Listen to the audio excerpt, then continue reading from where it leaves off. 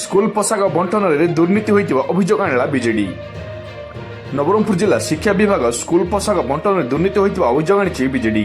ଗରିବ ଶ୍ରେଣୀର ଛାତ୍ରଛାତ୍ରୀ ଯେଉଁମାନେ ପ୍ରଥମରୁ ଅଷ୍ଟମ ଶ୍ରେଣୀ ଯାଏଁ ପାଠ ପଢୁଛନ୍ତି ସେମାନଙ୍କୁ ସରକାର ପୋଷାକ ପାଇଁ ଟଙ୍କା ଦେଇଛନ୍ତି, କିନ୍ତୁ ବିଇଓ ମାନେ ଚକ୍ରାନ୍ତ କରି ଟଙ୍କା ଖାଇବାକୁ ଯୋଜନା କରାଯାଇଛି ବୋଲି ଏକ ସାମ୍ବାଦିକ ସମ୍ମିଳନୀରେ ଅଭିଯୋଗ କରିଛନ୍ତି ବିଜେଡିର ନେତା ପ୍ରଦୀପ ମାଝୀ। ସେ କହିଛନ୍ତି ନବରଙ୍ଗପୁର ଜିଲ୍ଲାରେ ନିଜ ସରକାରଙ୍କ ଶିକ୍ଷାମନ୍ତ୍ରୀ ଥାଇ ମଧ୍ୟ କିପରି ତଦାରଖ କରୁନାହାନ୍ତି ବୋଲି କହିବା ସହ ଶିକ୍ଷା ବିଭାଗର ଅଧିକାରୀମାନଙ୍କୁ ଦୃଢ଼ ଭାବେ ନିନ୍ଦା କରିଛନ୍ତି ପ୍ରଦୀପ ମାଝୀ। जिला शिक्षा विभाग नीरव, शिक्षामंत्री नीरव कहीं बोली प्रश्न कराଯାଇଛି। आज ଏହି ସାମ୍ବାଦିକ ସମ୍ମିଳନୀରେ ପୋଷାକ ବଣ୍ଟନରେ ଅନିୟମିତତା ହୋଇଛି, ଯାହାର ତୀବ୍ର ନିନ୍ଦା କରିବା ସହ ଭିଜିଲାନ୍ସ ତଦନ୍ତ ଦାବି କରିଛନ୍ତି ବିଜେଡି। ଯଦି ଏହାର ସମାଧାନ ନ ହୁଏ ତେବେ ଆଗାମୀ ଦିନରେ ରାଜରାସ୍ତାକୁ ଓହ୍ଲାଇବାକୁ ଚେତାବନୀ ଦେଇଛି ଜିଲ୍ଲା ବିଜେଡି। ନବରଙ୍ଗପୁର ଜିଲ୍ଲା ପ୍ରତିନିଧି ଶେଖର ଖୁରାଙ୍କ report, Bharat online TV.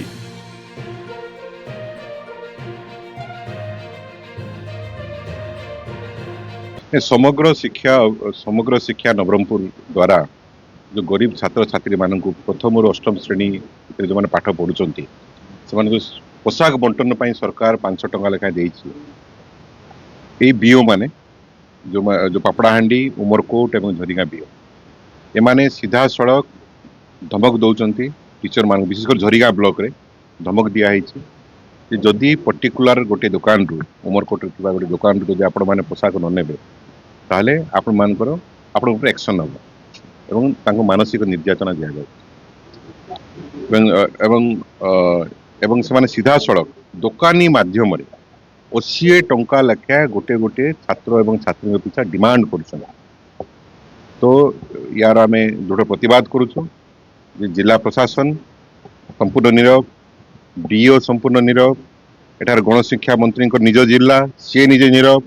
उमरकोटे SHG महिला मान धमक दि जाऊँगी जो मानक विजु जनता दल सरकार बहुत काम करथिला एवं से निजे नीरव द्रष्टा साजिकी जो लुटपाट चलैछंती गरीब छात्र छात्री मानकर ड्रेस रो पैसा को ताको आमे तीव्र निंदा करुचु एवं जो एवं Biju Janata Dal vigilance inquiry demand करुची एवं जदि यार पुंखानुपुंख तदंत न होई जदि उपयुक्त कार्यानुष्ठान न हुए ताले हम राजरास्ता गले बाजिबा।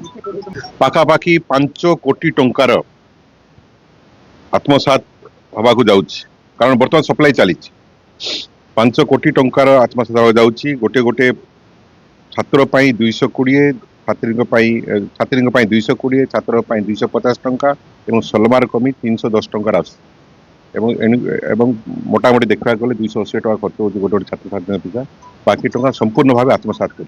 ऑब्वियसली एठाकार नवरंगपुर जिल्ला रे निजे मंत्री थाई गणशिक्षा मंत्री थाई एठी जोटा कि नवरंगपुर जिला दिने गर्व करुथिला सी निजे एठी थाई जदि ए जिलार छात्र छात्री पई आसुथिबा टंका को जदि तांको सम्मुख रे लूट करा जाए एवं तांको अधीनस्थ कर्मचारी ब्लॉक लेवल अधिकारी माने बीओ माने जदि 80 टंका लगा डिमांड करिवे याठू लज्जाजनक विषय एवं दुर्भाग्यजनक विषय ये नवरंगपुर जिला किसी ना एथि संपूर्ण भावे गणशिक्षा मंत्री श्रीजुक्त नित्यानंद गंड ही दायी से ओडिशार कौन नेतृत्व ने गोटे नवरंगपुर जिलार छात्र छात्री से न्याय दे पारना एक ही भाया शासन है। आम पाखे जहाँ तथ्य आसी अभियोग आसी मंत्री सीधा सड़क दुकानी मान टंका नहीं 15 लाख टंका नहीं जहाँ अभियोग आसी यार तदंत हवार निहाती आवश्यकता रही।